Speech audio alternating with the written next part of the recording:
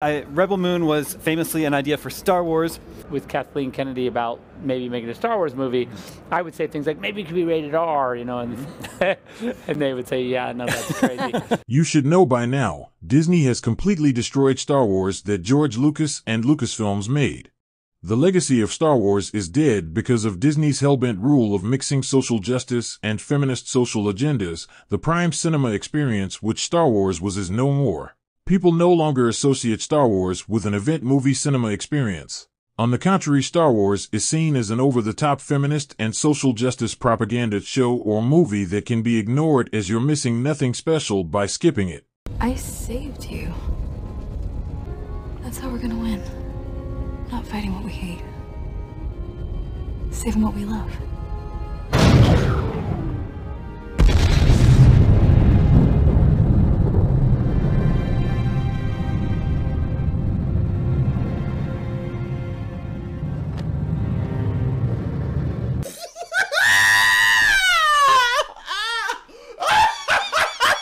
The male fans of the show have been backstabbed multiple times by Disney and their employees. Disney employees are known to proudly virtue signal about social agendas in their cinemas. For example, the latest Snow White actress venting about the modern changes they've made to the show, demanding her pay over other ordinary actors and filmmakers.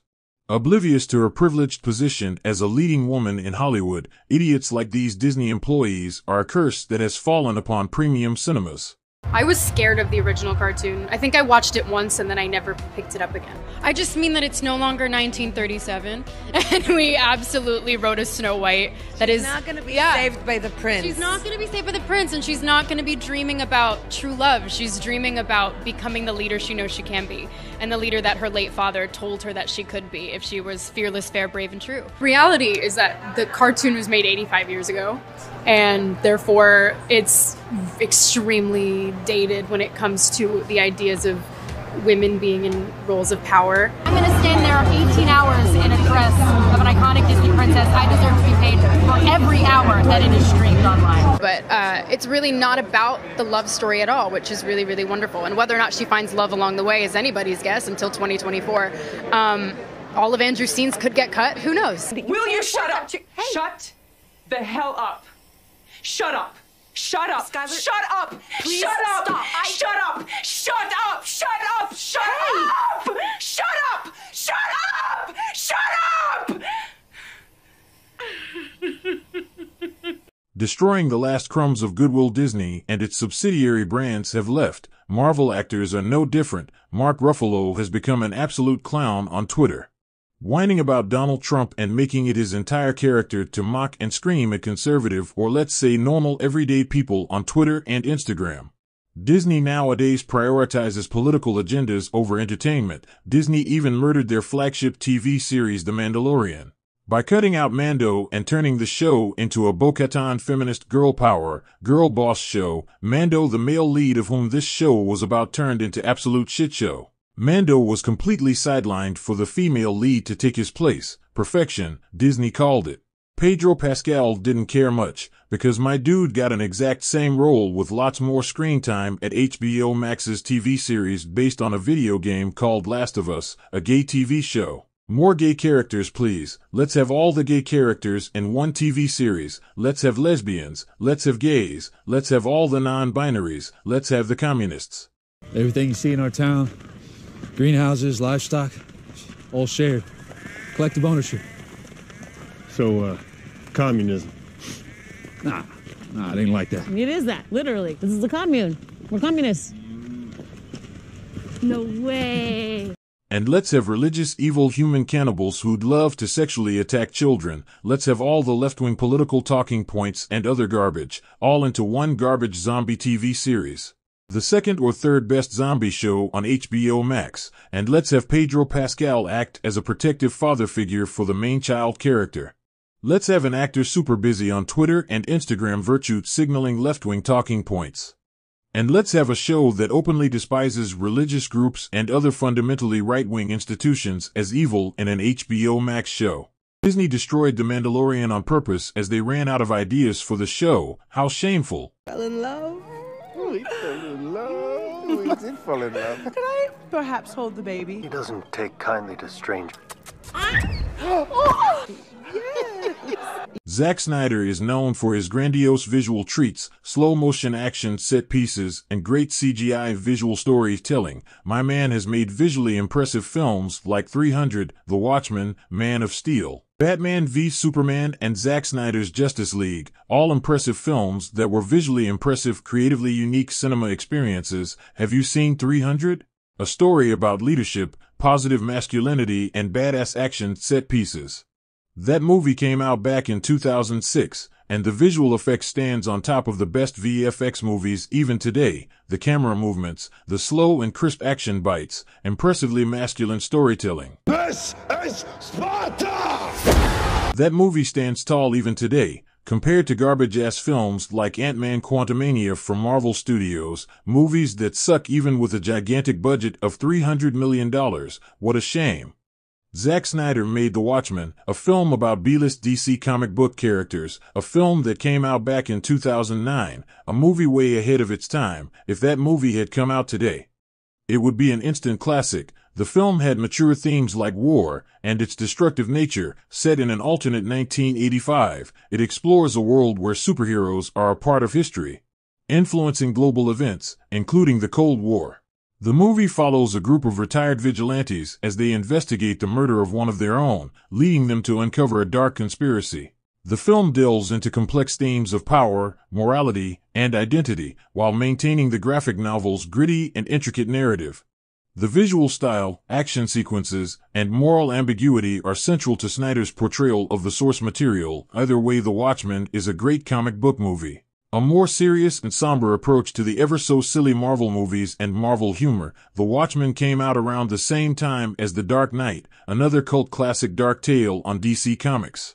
With great power comes great responsibility. Are you doing Batman? Where is she? These movies deserve a lot of praise. It makes sense why Warner Brothers chose Zack Snyder to bring their prime DC characters like Superman, Batman, and Wonder Woman to life. And Snyder did do a good job at bringing these larger-than-life characters to the big screen, the best Batman, the best Superman, and an awesome Wonder Woman. But unfortunately, Zack Snyder ignores good story and screenplay for awesome visual storytelling. Snyder dropped the ball when it came to DC Cinematic Universe. He destroyed the DCU. He ruined Superman in Man of Steel. Superman is supposed to be an optimistic character. He's supposed to be lighthearted, positive mind, Kansas farm boy in the movie. Here you go, friend. Thanks. Cool costume. Thanks. My mom made it for me. But Zack Snyder turned him into Homelander. He made Superman broody and serious, made Superman's origin story into a sad and Batman Dark Knight-like story. Superman lost his father like Spider-Man losing Uncle Ben. Superman fought Zod in Metropolis, destroying the entire city and possibly murdering millions of people. Superman was too emotionally unstable, fighting Zod in the name of protecting his mother. Bro sups, you left your mother defenseless around those Kryptonian military soldiers.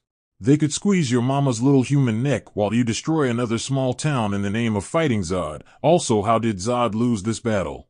Isn't Zod supposed to be a military general who trained his entire life fighting? How did he lose against a farm boy? How is that possible? Zod should have won that fight easily. Superman should have lost that fight against Zod and his army. Maybe Batman could help Superman win the fight in the Justice League sequel. Imagine that. Zod vs. Batman movie, where Batman beats the shit out of Zod and his minions. Anyways, Zack Snyder ruined Man of Steel. He ruined Batman v Superman as well. By having multiple storylines ruined, Batman's origin story, how his parents died, why he decided to become the Dark Knight, the story arc, where Joker kills Robin. A storyline where Batman becomes a violent killer, a story like where Superman is viewed as a threat by the people of Earth, especially Batman and the political class, Lex Luthor and his intentions. Why is he so evil and mad at Superman? What does Lex Luthor want? Why is Batman mad at Superman? Didn't Superman save the world in Man of Steel from Zod? Nothing makes fucking sense. Life makes no sense. That doesn't make any fucking sense! How come the world's greatest detective not realize who the good guy is? Why does Batman want to fight and potentially kill Superman? What's his deal? Why does Superman want to fight Batman? Why did he not reveal Lex kidnapped his mother Martha? And what's with this entire Martha deal? How come Batman stopped fighting as soon as Superman said the name Martha? How does that make Superman a good guy? Because their mothers have the same first name, that's supposed to make Superman a good guy now? How does that even work? I don't get it. These plot points made no sense whatsoever. What's with Wonder Woman? Why did she jump in at the last moment to fight Doomsday? Why was she hiding the entire time? What was she up to during Zod terraforming the entire planet, turning Earth into Krypton by killing millions across the globe? Stupid movie made by stupid people. It's so dumb. It's so dumb, it's brilliant. No! It's just dumb. Garbage screenplays. Having great visual effects isn't enough. The film should also have great screenplay and character arcs. Zack Snyder always fails in the story department. Zack Snyder's Justice League movie is the best of the bunch. However, we have no idea why Warner Brothers sacked his initial cut of the film. Most likely scenario is where Zack Snyder made an unwatchable Justice League movie, and so they brought an Avengers movie director Joss Whedon to make the film watchable. And that dude couldn't save the already half-baked Justice League movie. And then years later Warner Brothers gave Snyder more money to reshoot and remake a new Justice League film as his first and initial vision for the DC team-up experience. Anyways, Zack Snyder's Justice League director's cut was far better than all the garbage movies we saw before in the name of Justice League. However, the film wasn't without flaws. The film movie for one was 4 hours long. I am complaining, but the film didn't have to be 4 hours. Many parts of the film felt like the story was being dragged. Flash and his unnecessary girlfriend scenes could have been cut to save the runtime. Aquaman and his village scenes and the girl sniffing his clothes made no sense. Batman and him riding that damn horse to meet Aquaman made no sense since he has flying jets and everything. Wonder Woman murdering those thieves or terrorists, whatever, her murdering those people brutally in front of those innocent children was again unnecessary. The entire plot with Cyborg's accident and his fusion with the Mother Box could have been its own movie. That could have been his origin story, similar to Man of Steel or Batman Begins. A proper origin story, something we haven't seen 1,000 times before. Steppenwolf and his entire plot to assemble all the Infinity Stones. Steppenwolf and his entire plot to assemble all the Mother Boxes to form the Unity and to destroy Earth so his master Darkseid could gain something called the anti-life equation. Whatever that means, all of this resembled Thanos and his quest to assemble all those Infinity Stones to complete his magical glove. To be honest, Marvel and Disney filmmakers did this entire plot better than Zack Snyder and his minions. The film felt like a knockoff of Avengers films. Blunt disposable CGI minions at the end for the heroes to fight without any moral dilemmas, mindless minions resembling those spider creatures that Thanos had in his army.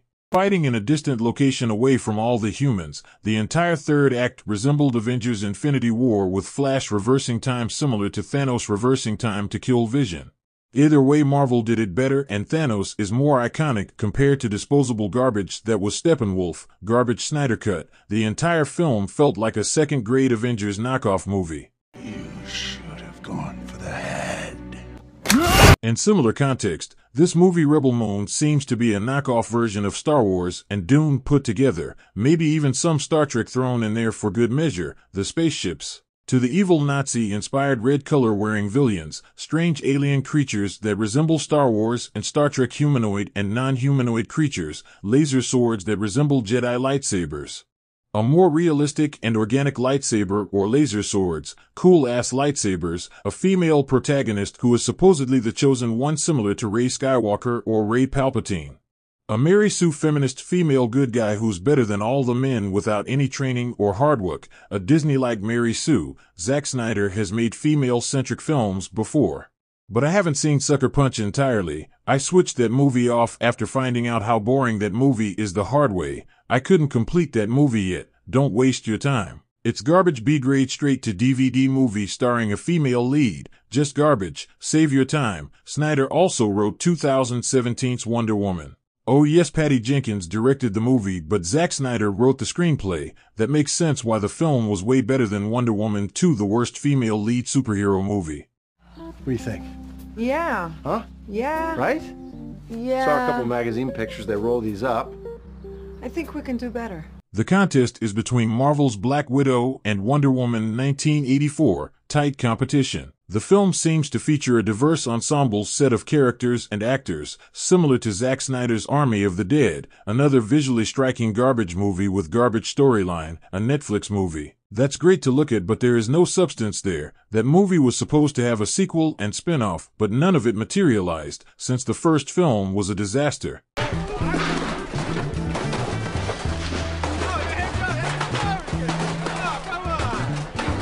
The story was uninteresting and hard to understand. Is it a time travel movie like Edge of Tomorrow, or is it an alien invasion movie like A Quiet Place? Or is it a zombie apocalypse movie, or is it a bank heist film? What did the villain want from the safe during an apocalypse? If they can fly out of there, why didn't they fly in there in the first place? What's with all the time travel bullshit? What's with all the alien spaceships? Another garbage Snyder Universe film that never materialized, Rebel Moon, is also being slated as a universe-building movie.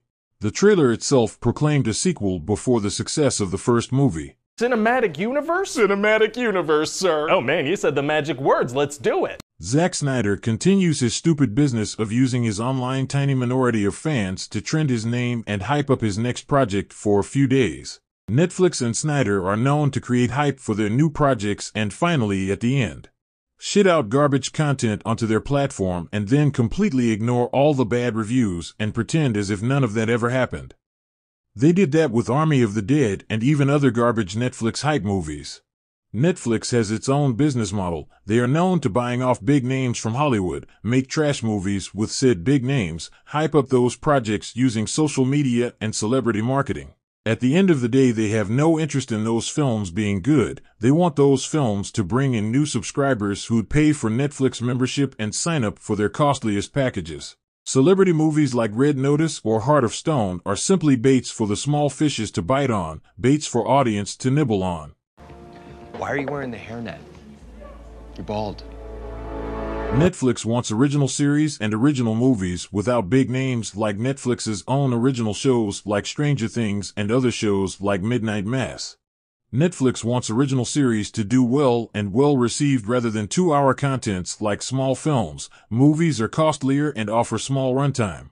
Netflix wants its users to spend hours and hours watching their content. Organically, movies have small runtime compared to shows like Stranger Things that has 10 episodes each with 1-hour runtimes compared to something like Extraction with Hollywood tycoon Chris Hemsworth, but the runtime of the movie is only 90 minutes. These are bait movies with popular names made to bring in fans of said actors or actresses. Rebel Moon is the same. It's a trap! Netflix is investing in Zack Snyder since Snyder has a large online fan base. Snyder received a ton of support during the entire release the Snyder Cut movement on social media, Twitter, YouTube, Facebook and Instagram. Snyder fans campaigned for his version of the Justice League movie and to restore his DCEU, though the latter never materialized. Netflix is aware of his fan base and has invested in him due to his large fan following. Netflix knows this bait of a movie will bring in stupid Snyder fans to subscribe for Netflix premiums. The quality of this movie is inconsequential to Netflix or its board of directors.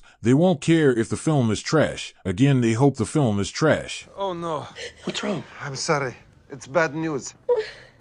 It's a girl. Where's the trash can? No, that's what we wanted. That's what we wanted. Because they want you to sign up and spend time on original TV shows rather than 2 hours movies. Zack Snyder, on the other hand, seems like he doesn't give a rat's ass either. His last movie, Army of the Dead, and its spin-off Army of Thieves were both awful movies. Both hyped up by Netflix as event movies, but both smashed balls at premiere. Both were overhyped trash movies. Oh, the visuals were great. The movie had zombies, helicopters, more zombies.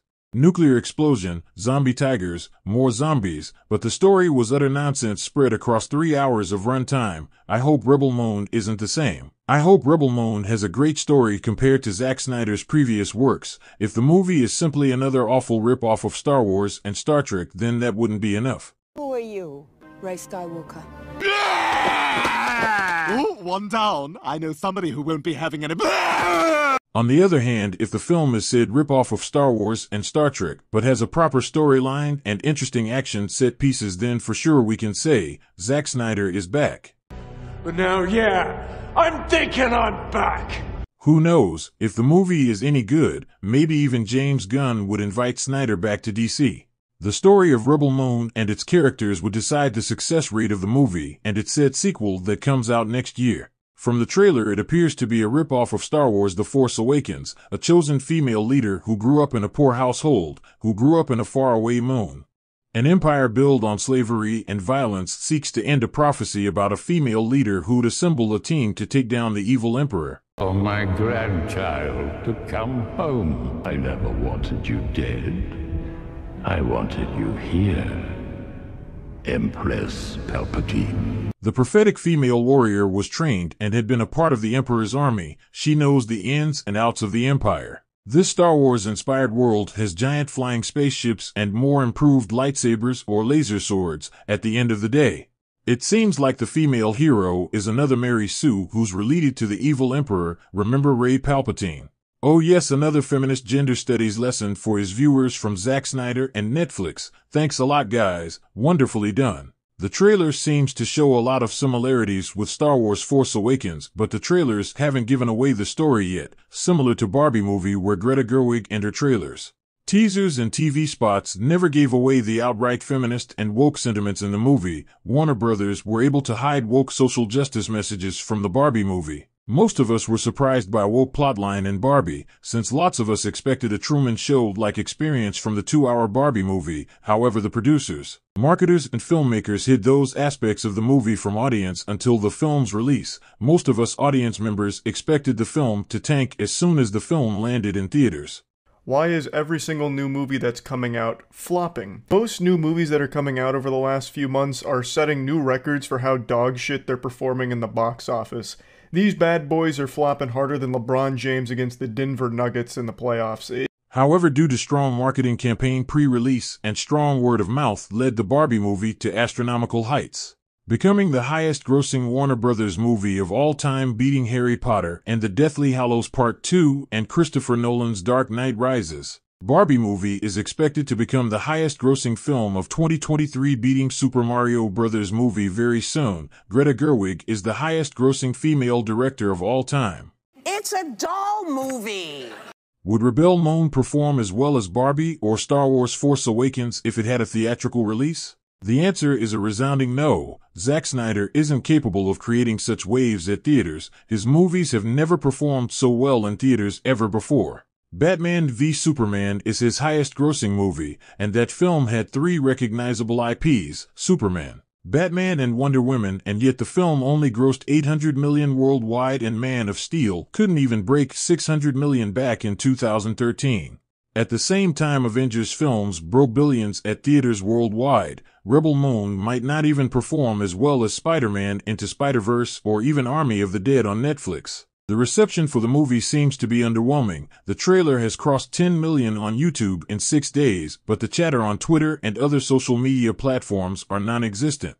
Nobody is talking about Zack Snyder's Star Wars equivalent. Nobody. Wow. What a great crowd. It's insane. Loki Season 2's trailer crossed 14 million views on YouTube and has observable chatter on Twitter and Instagram. Meanwhile, Zack Snyder's crap, Rebel Moon, is non-existent. As far as we can observe, Zack Snyder's Rebel Moon will perform as well as his previous works on Netflix. Nobody cared about Snyder's Army of the Dead, at least not as much as Justice League Snyder Cut. Rebel Moon might have some initial reception because of Zack Snyder's work at DC, but the reception to the movie wouldn't surpass movies like Spider-Verse or even the viewership of The Boys or any other superhero fantasy shows or movies. Zack Snyder isn't known for cerebral films. The story and repeated watchability of Rebel Moon will inspire views and performance of the movie in international markets and domestic as well. Zack Snyder, at the end of the day, his movie might perform as well as Marvel's Loki TV series or WandaVision on Disney+. What do you guys think? In case I don't see ya, good afternoon, good evening, and good night.